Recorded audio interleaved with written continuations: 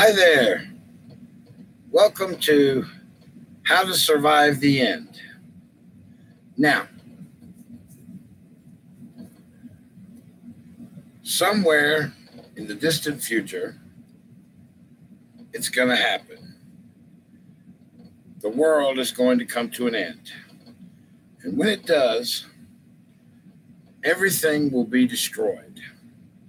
Possibly by, I don't know, a nuclear bomb, missiles. Who knows? Only the Creator knows for sure. And I have some creative ways that you, in the event that that you survive, you'll have to plan. You'll have to plan ahead. And being the last person on Earth, if you are the last person on Earth, probably you think, oh, wow, man, get this. I'm the last person on Earth. I can do basically whatever I want to. No, you can't. Because once you find out that the world's come to an end, this is what you have to do. You have to plan at least, plus you have to have plenty of money to survive. Those who don't have plenty of money aren't going to survive because they don't plan ahead. They just say, oh, well, if the world comes to an end, what the heck? What do I care? All right. Those who have plenty of money plan ahead. And they get up there and they, oh, I don't know.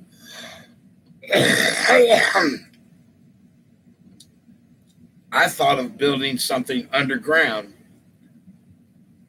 If for instance, it was myself, right? And I was a billionaire, or I had control of all the money there was, I would build me an underground shelter with a main living quarters in the center and then pipes branching out to all the other compartments. An underground living dwelling. Okay, now you've got up there and you've survived. You've survived the apocalypse. So this is what you have to do. Okay. You constantly have to, keep a check of the air quality, because after they drop the missiles or they drop the bombs or whatever, and stuff, there's going to be radiation. And there's going to be toxic air that you can't live in. That's why they do it. It'll be a mushroom cloud, So here you are in your underground dwelling. You have plenty of food, plenty of a CD player, a DVD player, plenty of, stuff to keep you occupied for at least 6 years. Okay? 6 years. And you say to yourself, God, I'll go crazy in 6 years. No, you won't go crazy. You have to have what they call a telescoping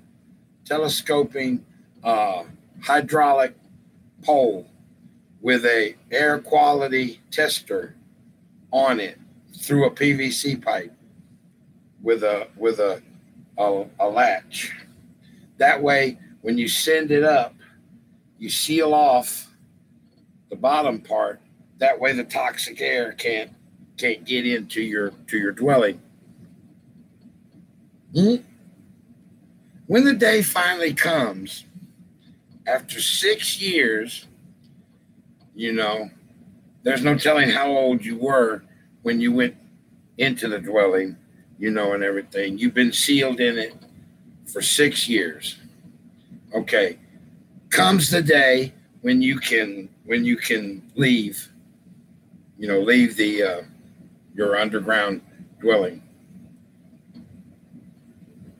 You've kept a daily blog, a journal, and everything to let everyone know, what you've accomplished.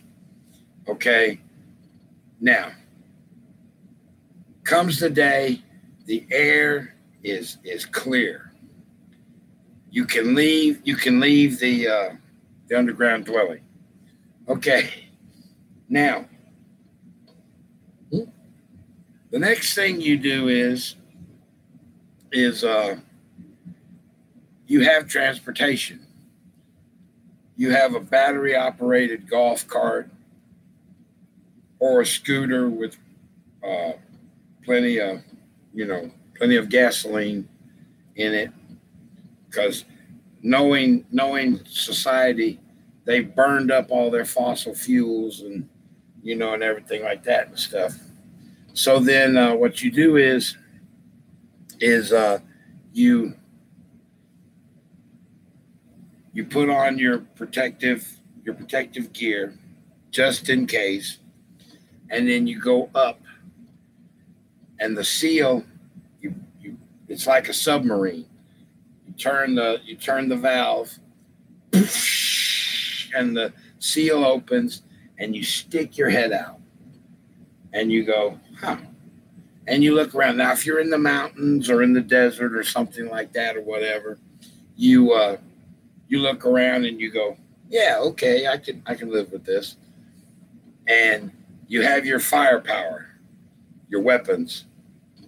You have a machine gun, an AK-47, a couple of pistols, and some knives, and everything. Because there's no telling, what kind of heck you're going to run into, You might run into zombie mutated people, or, animals or whatever, vicious, bloodthirsty, lusting animals, and crap. It could happen. I mean, All right, then you get up there and you leave your safe dwelling. You get on your golf cart, your battery operated golf cart, battery powered golf cart, and then you take off. You go about 5 miles from where you are. And you run into a town, and the town is dilapidated and it's rubble, and everything. There's a few buildings and stuff like that and everything. So you've decided to explore. Okay. That's probably a good thing to do. Maybe not, maybe so, maybe not. You never can tell. All right, so isn't it the stupidest thing in those movies, those survival movies that you watch, the apocalyptic, Holocaustal movies? Isn't it dumb for him to walk into a dark building or a dark room or whatever and go, "Yoo-hoo, is anybody here? Apocalyptic survivor, and everything. I'm not going to hurt you." Dumb. That is the dumbest thing in the world to do. When you watch them zombie movies and stuff like that and everything, what does the stupid sucker do? He gets up there and he goes into a room and says, "Is anybody here? You, I'm a survivor looking for a friend. You." Think about that sometimes, and there'll be more videos to follow. And take care of yourself. Survive.